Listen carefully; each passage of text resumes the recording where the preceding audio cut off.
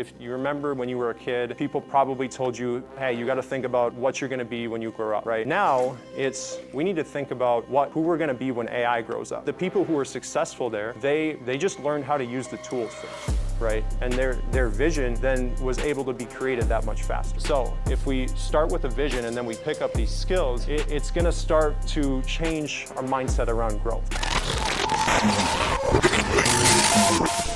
Artificial intelligence is transforming business. Recent advances in AI and machine learning have unlocked capabilities that were unimaginable just a few years ago.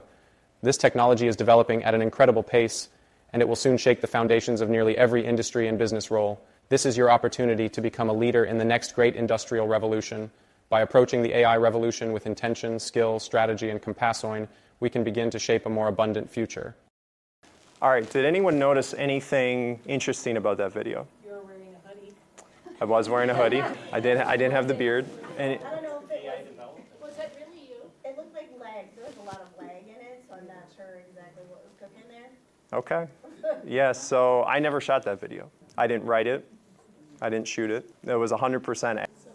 I gave the AI a concept. I have a model that is trained on my content that generated a script. That script went into an AI model that's trained on, I have shot a video that looked like that before, but I trained a video model and we gave it the script and it came up with that. So I wanted to show that to intro my presentation just to illustrate the point that, one, this is where we're at today. This is where we're at right now, February 1st, 2024, and this is the dumbest that AI is ever going to be. What I just showed you, that was the flip phone. The iPhone hasn't even released yet, so if you don't have a cell phone yet, it may be time to think about what these tools can do.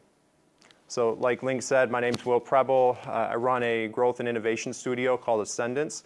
Primarily, we help brands and leaders develop strategies around how to implement AI into their business or organization, and we do development. We do enterprise-level application development, so actually building apps and software that involve AI. And my presentation today is called Embracing the AI Era. And really it's just about how we as leaders, whether we're civic leaders, business leaders, any kind of leaders, how we can start to embrace these technologies and see them not with fear, but see them as an opportunity. And so I'm going to be talking about AI and the future of work, a little bit about how AI is going to impact work.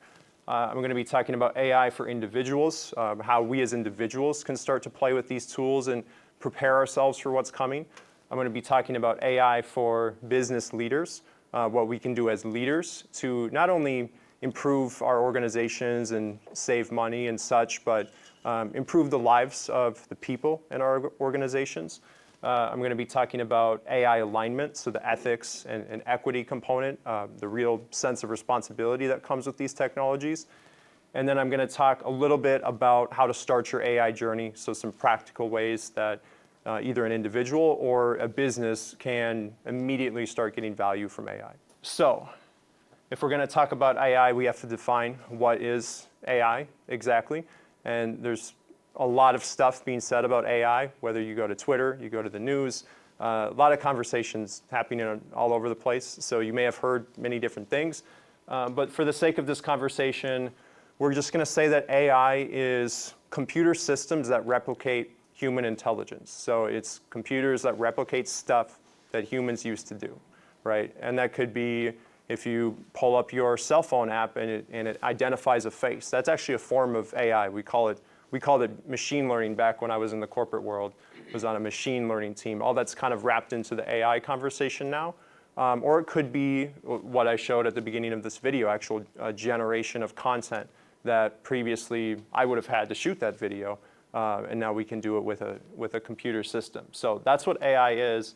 And as you can imagine, because work is done by mostly humans, I mean, we have computers, obviously, but because we're now able to replicate stuff that only humans used to be able to do, it's going to be very disruptive, and it's going to naturally affect the future of work in a really big way. So it's something that's worth talking about. Speaking of the future of work, a couple stats for you. So by 2030, AI could potentially replace around 800 million jobs worldwide. And if you think of the population of the world being totally maybe off on the stat, but somewhere around 8-9 billion. Probably should know that. That's a pretty big percentage of jobs. By 2030 as well, we're looking at potentially up to 30% of all working hours across the US economy automated by AI. And again, I want to stress that that's current working hours. So it's things that people are doing today. Doesn't necessarily mean that those people aren't going to be working. It just means the stuff they're doing today, 30% of it is going to be automated across the board. Looking at the near future, so 2025, we're looking at potentially 85 million jobs next year replaced by AI. But we're also expected to see 97 million new jobs created. So again, there's a lot of fear around AI automating our work, replacing us. But as you can see, there's a huge economic boom coming. And there's actually more jobs projected to be created than destroyed. And so the key here is not, how do we just control whatever we're doing today and make sure it can't be automated. It's seen, let's skate to where the puck is going, because actually there's going to be more opportunity than ever before. It just might not look quite the same as it did in the past, right? And so an example, from a long time ago that can illustrate how this could work is back in, say, the 1900s. Your great-great-grandfather was working in the textile mill. And then we had the Industrial Revolution. Again, don't quote me on the specific date of when these things happened, but we had the Industrial Revolution, and we had a lot of machines that were created that automated a lot of that factory work. And people were scared. They're like, how am I going to make money? How am I going to work, right? I need to go to my factory and do my job, but now there's a machine that replaced me.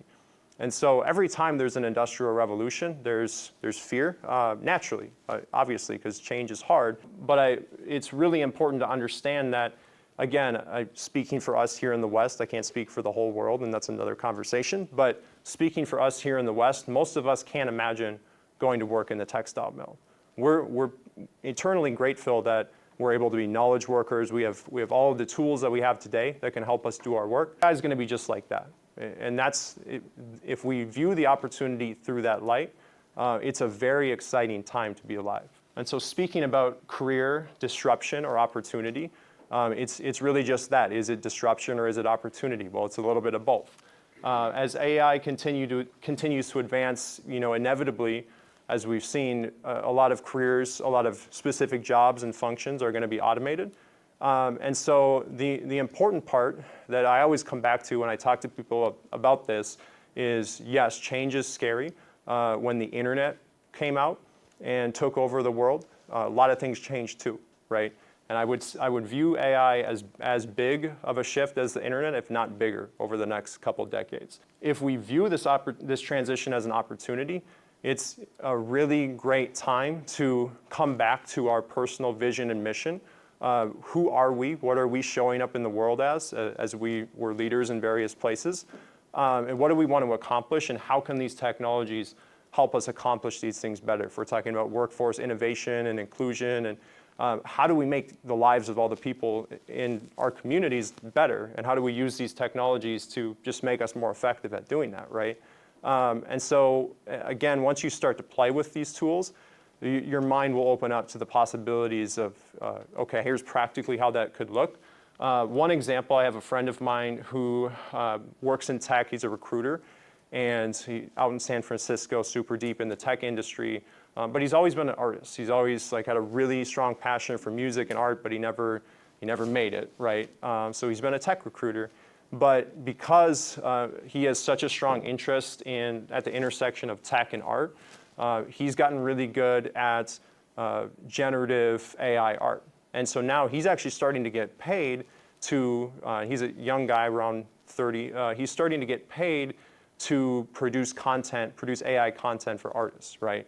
And again, it's early, it's a limited example, but just to think about he's passionate about something, and now because there's a tool that allows him to be really effective at the thing that he's passionate about, and he has a skill set in technology already from his career, he may shift his career now. He may go do technology in the music industry because that's what he loves, right? So thinking about AI as an opportunity to not just disrupt our careers or the careers of the people that we serve, but actually to unlock more of our potential. And so there's 3 shifts that I want to talk about that specifically for individuals at the individual level I think are really important to be successful in the AI era as we move towards this next industrial revolution. So the first shift is vision. If you remember when you were a kid, people probably told you, hey, you got to think about what you're going to be when you grow up, right? Now we need to think about who we're going to be when AI grows up. Because if you think of AI as a baby, at a certain point, AI is going to be as intelligent or more intelligent than a human in some ways, not in all ways, but in certain logical ways and generative ways, another rabbit hole of a conversation. When AI grows up, who do we want to be, right? And so if we start with vision, if we start with let's imagine a more abundant future, let's imagine where we want to go, then when we pick up the skills, when we start to learn how to work with AI, whether you're technical and you're actually building it, or you're an implementer and you're just using the tool, just like some of the early internet businesses. A lot of the people that were very successful in growing things with the internet, that created a lot of money, created a lot of impact, a lot of good stuff, some bad stuff. But the people who were successful there, they just learned how to use the tools first, right? And their vision then was able to be created that much faster. So if we start with a vision and then we pick up these skills, it's going to start to change our mindset around growth. And in the AI era, because things are moving so fast, the way that technology is developing now is not the same. It's not the same as it was 10 years ago or 15 years ago, because the rate of change is so fast, right? If you think about how fast the new iPhone comes out every year, it used to be decades just to get to an incremental leap in that technology, and now it's like every year it's drastically improving. And I think we're actually behind where the technology is as far as what we have as consumers. We're growing so fast that we can't be in a linear growth mindset anymore. And what I mean by that is we have to look at growth in a business sense, in a civic sense, as an exponential thing. And an example of this, one of the clients that I work with is a recruiting firm, and they're a traditional services-based business. They have recruiters who place people in jobs, and we're helping them. And as you can imagine, when you have a traditional agency-based model where you hire a recruiter and then they bring in more people, it's kind of a linear growth, a traditional growth path. We're helping them create a new revenue stream from their business because they have a really awesome empathy-driven recruiting model that does really great things for the culture of the organizations that they work with. It's why they keep getting business. And so we're taking that philosophy and we're building a AI job search coach that's going to be a more accessible product. They can give they can give it at a very cheap price because it's replicating the work that they do for a high price for corporate clients in a software product that can be accessible to people who are seeking jobs and may not have the same level of resources. And then we're building tools that I can't specifically talk about yet that are really cool on the corporate side as well. And so now they're actually going to be able to have a software component to their business that can scale without just hiring a new recruiter. They can scale that software without scaling their time. And so now they've unlocked a new way to grow. Speaking of workforce innovation, so for business leaders, I hope you can see by now that understanding the potential of AI is going to be pretty critical, not just to surviving, but to thriving over the next couple decades. Again, in the same way, I keep coming back to it, but in the same way that when the internet blew up, eventually everyone had to understand how the internet worked. You had to understand how to do business. You had to understand email. It's just the way that the world moves, right? And the same thing is happening with AI. If you don't use it, at a certain point, you're going to be left behind. But on the flip side, there's a huge opportunity for, and again, when I say business, it could be civic, it could be nonprofit, but there's a huge opportunity for early adopters, for leaders, to not just survive, not just get to baseline, but again, unlock new opportunities to grow, unlock new potentials for their people, for their organization. And so again, it's that shift from linear to exponential. How do I take my 10-year goals and let's think about how could we accomplish them in 6 months. And then you're going to have to come up with a different set of solutions, and maybe you start going to this technology, and the way that you're thinking about how you go about solving problems changes, right?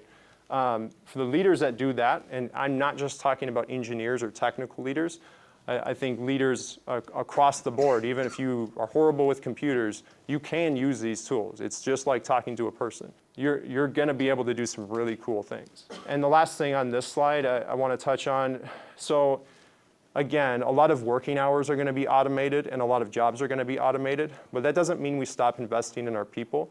I think we still need to see people as the lifeblood of business or whatever it is that we're doing, because again, humans are creating the vision. The technology just helps us be more effective in what we're doing, right?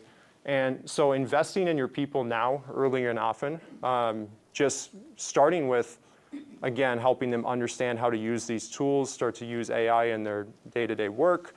It's going to pay big dividends down the road because, again, the person that you have managing your social media account or writing your grants or whatever it is, their role might change over time. How they do their job might change over time, but that doesn't take away the value of that person, right? And what they bring to the table, especially if you invest in helping them pick up the skill set that's going to be valuable in the future. So speaking a little bit to the responsibility of leadership in the AI era, there's something that is called the AI alignment problem. And I'm going to tell you a story that will illustrate what this is. So the futurist Ray Kurzweil, who worked at Google for many years, has had many accurate predictions of when certain technologies were going to be developed. He predicts that by 2043, I think he might have moved this up by now, but he predicted a while ago that by 2043, we would reach artificial intelligence that was more intelligent than all of humanity combined. And so think about a future where we have this superintelligence. And we go to this superintelligence and we're like, hey, AI, we as humans, we haven't been the best stewards of our environment these past 150 years or so. We have some issues. Can you help us solve these issues? Can you help us solve climate change? And the AI goes, sure, no problem. Come back to me in a day and it'll be solved. And so we come back and we say, hey, AI, what did you do to solve climate change? Or how's the problem going? And AI is like, oh, it's fixed. And we say, so what did you do? Oh, I just killed half of humanity. But that is the key issue that the people at OpenAI, the Elon Musk, the leaders at that level are thinking about right now. And that's an extreme example. And I'm not saying that's going to happen. But that's if you have technology that's so intelligent that can replicate the intelligence of a human, and that technology isn't used right, it's not used ethically, and it's not used in a way or designed in a way that is aligned with human potential, it potentially could be a bad thing, right? And even if you look at some of the technologies we've developed today, like social media, it's a really cool technology, but the underlying framework of how social media grows is by getting people addicted to it. That's how it makes money. And so again, it's not a critique of the people who made social media, but it's just like this is a more powerful technology than any of us have ever touched before, or to an extent, probably most people in human history have touched. So there's an increased sense of responsibility, and not just on the design side, but for those implementing it as well. And so for us at Ascendance, we believe that aligning AI with emerging tech, aligning AI and emerging tech with human potential is the primary business challenge and opportunity of this generation. And we talk about something called heart-centered technology when we talk about solving this problem. And heart-centered technology, really, there's 3 elements: 1, access; 2, ethics; 3, intention. So access is about making sure that everyone has access to these tools, especially the people that historically did not have access to emerging technologies or wealth creation opportunities, right? I'm sure we can all think of many examples of when people were left out of new technologies, new opportunities. And with AI, that's something that we just shouldn't let that happen, right? And so there's equitable access. It's making sure that everyone is able to benefit from these technologies equally, at least have access to them. And then there's ethics, which is the ethical principles that we embed in the artificial intelligence system. So like some of the stuff that I'm even dealing with today with different clients that I'm working with is replicating likenesses of models for like a fashion brand that's putting out content. How do we think about the data that's being trained on those likenesses, right? And then on a bigger scale, how is this AI incentivized to make sure that it's helping humanity on a big scale, and then that it's just doing the right thing on a small scale in the day-to-day, in the business, right? And so all of this kind of comes back to intention. And this is the thing that we can really control, which is, again, how are we as leaders showing up in the world, right? And part of this isn't actually technology at all. Part of this is just, have I healed from my trauma, right? Have I done the work to be fit for service, to wield this power and responsibility if I'm going to be bringing these technologies into my workforce, into my organization. So the intention that we put into the technology is what comes out. And technology is always a reflection of its creators. And so again, I think as we move into the AI era, not just for the designers and the engineers, but for the business leaders, the civic leaders, the implementers, who are, again, we're building business models, we're building government models around how this technology is used. That's just as important. All right, nearing time, I'm gonna talk really quick about how you can start your AI journey today. So one, just start using the tools. There's this thing called ChatGPT, if you haven't heard of it, ChatGPT. Google it, get a free subscription, go play with it for 15 minutes a day. Start feeding it some work, and maybe you have a document that you produce every week or every month. Maybe go ask it to generate that document for you. Feed it some content and see what it does, right? And that's where you start to get into initiating experiments. So use the tools, pick up something and start playing with it, even if it's just for fun. And then start to initiate experiments in your work, right? So once you start to wrap your mind around how the tools work and how they could be valuable to you, maybe build a workflow where you have a certain type of email that you send all the time. Maybe you have a ChatGPT thread, or it could be another model too, but you have an AI tool that just spits out that email, and you give it the person, you give it the specific data. It's a sales email or something, and you just have a workflow where that generates that email for you every time, so you don't have to keep rewriting it. And then from there, imagine career possibilities. So as we start to get our minds wrapped around what is possible with AI, have fun with it. Have fun imagining, like, what future do I want to see in 5 years, 10 years? Where do I want to be personally? What type of work do I want to be doing? How do I want to be impacting the world? And just start to imagine what's possible, and help your people do the same.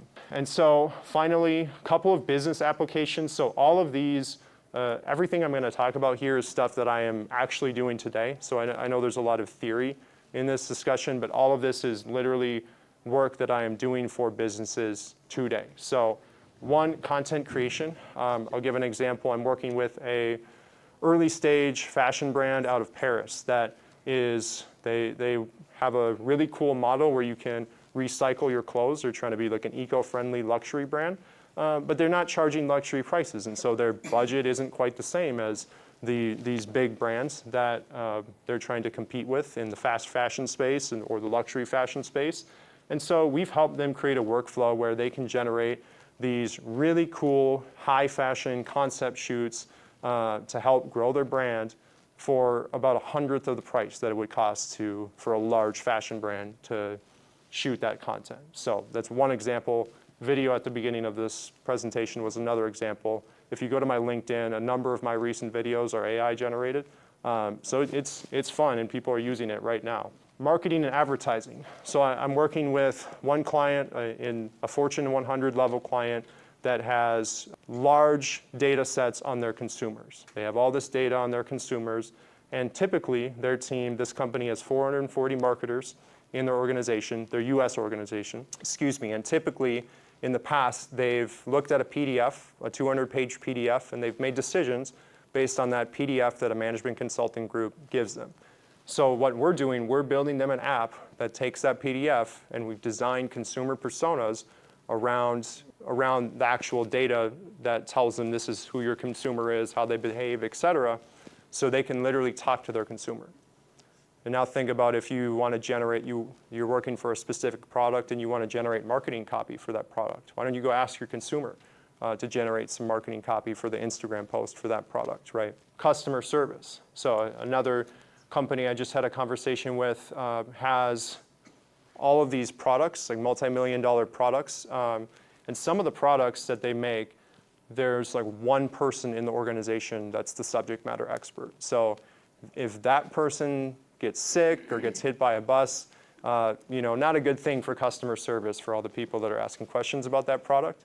And again, I say this in a way that this is where things are going. I don't say this that we should just replace everyone and their knowledge, but it's something where we can build a conversational assistant that they can put on a website or have internally that can replicate this person's knowledge.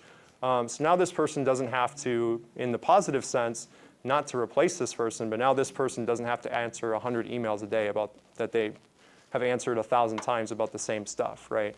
So now they can focus on more important things, right? Business operations. Literally a super, super simple example.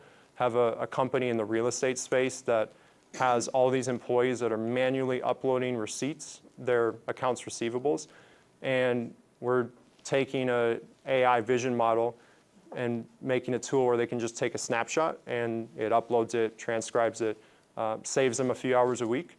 It doesn't sound crazy, but it's a big deal because these people have been doing it this way for years, and now it's like, well, I don't have to spend an hour a week uploading receipts or whatever it is. So again, there's a million more things I could talk about here. Love this stuff. This is what I do day to day.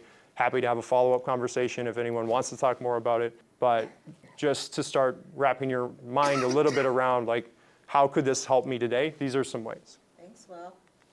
Does anyone have a comment? So, Will, at the WIB, we like the idea of finding jobs for people, but even more important is careers. And so I'm thinking about some of our sectors that we focus on, manufacturing, construction, healthcare, IT. Do you have any thoughts on, if we're trying to find a young person a career that they can have for decades, where should we focus them on? Yeah, it's a really good question and a really hard question. I've done work with a few different organizations trying to do more of the career development on the youth side. And I would say you do need to focus on the skills that are, in some cases, you just have to help them focus on the skills versus just mapping out a 40-year career. If they have the ability to communicate, they have a technology skill, they have emotional intelligence, they have creative problem solving, the skills are going to be valuable even if the role or the specific career may change or swerve a little bit. And then two, if you're looking at careers that won't be disrupted by AI, I think a lot of blue collar stuff, I shouldn't say blue collar, I think a lot of trade stuff would be a better word, is going to be pretty safe. So I think plumbers are going to get paid very well for a long time, right? And so there is stuff for people that just don't want to touch tech. I think that stuff, there's a lot of safe things there. But I think for most people, following an area of interest, whether it's IT, whether it's cybersecurity, whether it's marketing, picking an area of interest and understanding the field, but then also understanding, just learning how to use AI tools is a good way to plan for a career, because your specific role might change, but the business function is still going to be there. So you just have to be agile enough to say, hey, in 5 years, what I'm doing in IT is probably going to be different than what I'm doing today. But I understand IT, and I know that IT is still going to be valuable to businesses, and so I'll have a job. It just might look a little bit different. So this is absolutely fascinating. I'm just thinking in terms of, I just started my master's degree. How amazing would it be for me just to plug in my subject matter and have my paper done for me, right? So let's talk about the flip side from an ethical perspective, because that's what this can do. Yeah. And so how are educational institutions and other people going to really look into having somebody else literally think for you, right? Yeah. Talk about that piece a little bit. I love this topic, actually. So there's going to have to be a shift in the educational model. It's already really outdated, but it's going to have to get its act together pretty quick. And not saying that all the information is outdated, but just the way that we the way that we teach and like score people on their work is going to have to shift. So there's going to be kind of two sides to it. So one side is how do you produce the best thing possible, knowing that you have access to AI. And so in a lot of places like whether it's computer science or engineering, it's actually going to be better to have engineers and coders that are AI enhanced, right? And so in the same way that I took computer science classes in college, and they would encourage us, they say, this is computer science, go Google it and figure it out. We just want you to get the thing done. So there is that side to it. And then there's the more philosophical kind of like, well, we actually want people to understand concepts still. We actually want people to be able to think. And we want to be able to grade and understand that they're thinking, right? Not just the machine. Because having well-informed and thoughtful, discerning citizens is now way more important than ever. So the point that you made around your master's paper, that's a hard problem too. I think there is going to be on that side of things where it's like we really need to understand what you're producing. There's going to be like gated, whether it's digitally or physically in a room, tests or ways of assessment where you don't have access to AI or maybe you don't even have access to technology. That's kind of where we're going. And there are software, there are algorithms that can check and see if your program was created by AI, but those are trickable too. So don't have the full answer for you, but that's kind of where it's going. Well, use AI to help refine your... I was excited when I heard Microsoft had APA, That was exciting to me. What you could do is you could use it to help you with market research. So you don't have, just use it as a replacement for Google, like a better market research tool. I think the biggest fear of mine is just that critical thinking piece, right? I agree. You're losing out on that, which could be extremely detrimental. I'm a little nervous about that too, to be honest. Oh, Jonathan? Yeah, thank you. And I have a question that maybe Sean and Will can contribute to, but I think it's interesting to think about the web and try to get a read on how prepared our employers are to participate in high-quality jobs that are going to be created because of this. Do we have a read on where we're at with that? I mean, we can take a poll here of all your organizations. How many of you have delved into AI for your work in any way? A little bit. So some of you, I mean, that's maybe a chat box or I don't know. I mean, does anybody have jobs though? So a chief AI officer is becoming a big job, and then there's other jobs that are opening up in that space. That'd be something to think about or research. yeah, I think it kind of perpetuates the idea that we had talked about. Remember when World Savvy was here and talked more about those global competencies? I think that's that critical thinking. Like, I think while this continues to grow, we're going to want to continue to invest in that kind of transformative, it's sort of like standard training in schools or in programs that actually help people be critical thinkers, because they're going to need that no matter, hopefully, whatever happens around them, right? So, I don't know, that made me think a little bit about that World Savvy presentation for those of you who remember that. So. Were there more questions? Yeah, I had kind of a question and a couple comments. So one to the question about the construction industry. So I work in tech in construction, and one of the things that we're doing right now is trying to find ways, we need workers in construction, like that's not an unknown.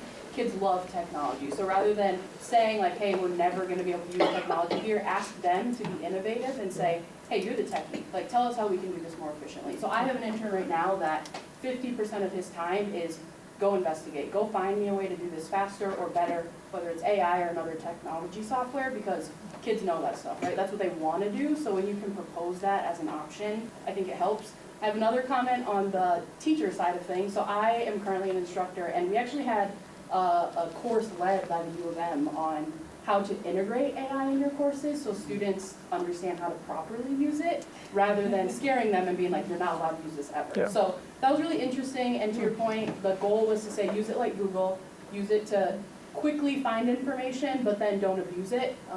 And it helped us kind of understand how to